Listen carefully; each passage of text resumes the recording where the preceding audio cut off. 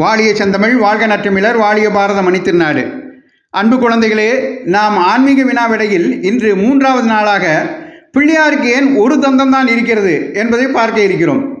பிள்ளையாருக்கு ஏகதந்தர், ஒற்றை கொம்பன்ன ஒரு காரண பெயரே உண்டு.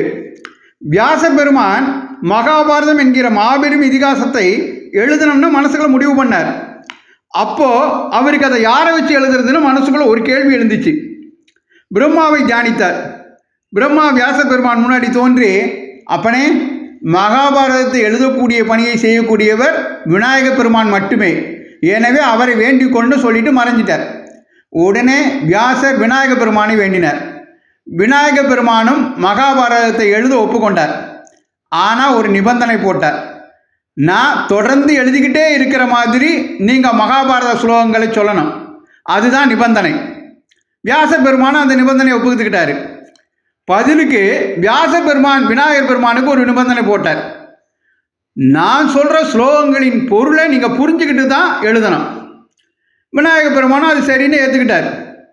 வியாச பெருமான் ஸ்லோகங்களை சொல்ல சொல்ல விநாயக பெருமான் எழுதிக்கிட்டே வந்தார். இடையில பொருள் எளிதில் விளங்காத வியாச ரகசியங்கிற ஸ்லோகங்களை சொல்லுவார். அப்போ தான் அதை பொருள் புரிஞ்சு விநாயகர் எழுதுறதுக்கு கொஞ்சம் நேரம் எடுக்கும் இல்லையா? அந்த நேரத்தில் வியாசர் இன்னும் சொல்கிறதுக்கு பல ஸ்லோகங்களை மனசில் உருவாக்கிக்குவார். இப்படி எழுதிக்கிட்டே இருக்கும்போது பிள்ளையாரோட எழுத்து அணி உடைஞ்சு போச்சு. நிபந்தனைப்படி அவர் தொடர்ந்து எழுதணுமே. பிள்ளையார் கொஞ்சம் கூட யோசிக்கலை. யானைக்கு அழகாக இருக்கிறது அதனுடைய தந்தம், அந்த தந்தத்தை ஒடித்து எழுத ஆரம்பிச்சிட்டார். Utility is the best beauty, பிறருக்கு பயனுள்ளவர்களாக இருப்பது தான் உண்மையான அழகு அப்படின்னு நம்ம எல்லாருக்கும் இந்த காரியத்தின் மூலமாக புரிய வச்சார்.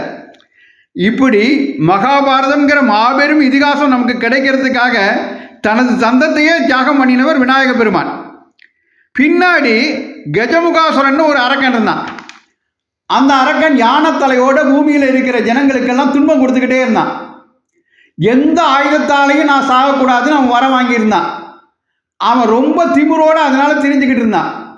தன்னை யாராலும் கொல்ல முடியாது, எந்த ஆயுதத்தாலையும் சாக மாட்டோமே அப்படின்னு இருந்தான். அப்போது விநாயக பெருமான் அவரோடு போரிட்டு ஆயுதம் இல்லாத ஆயுதமான தங்கத்தால் அவனை கொன்று உலக மக்களை அவன்கிட்டருந்து காப்பாற்றினார்.